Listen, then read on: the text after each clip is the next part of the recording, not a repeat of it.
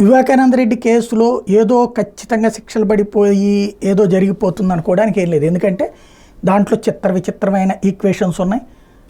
ఎవరి స్వార్థానికి వాళ్ళు లాగేశారు. హై ప్రొఫైల్ కేసులో వంగవీటి రంగా కేసులో ఎవరికైనా శిక్ష పడిందా? నథింగ్. సునందా పుష్కర్ కేసులో ఎవరికైనా శిక్ష పడిందా? నథింగ్. ఇట్లాగా హై ప్రొఫైల్ కేసులో శిక్ష పడేది చాలా రేర్ అనమాట. ఎందుకంటే అది అటుకిటికిటికిటికి వెళ్ళిపోతుంటుంది. ప్రాక్టికల్ కాన్సెప్ట్లో అది వస్తుంది.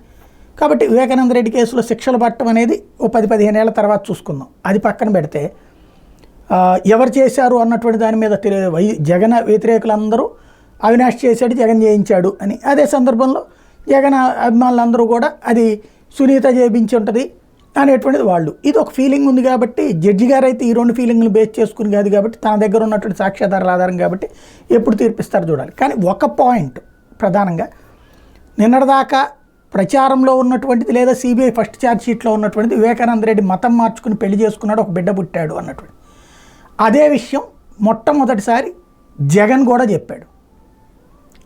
ఇది తెలియదా సునీతకి? ఇది తెలియదా షర్మిలకి? అమ్మాయి ఆస్తి లాక్కుని పంపించేసిన సునీతకి తెలియదా?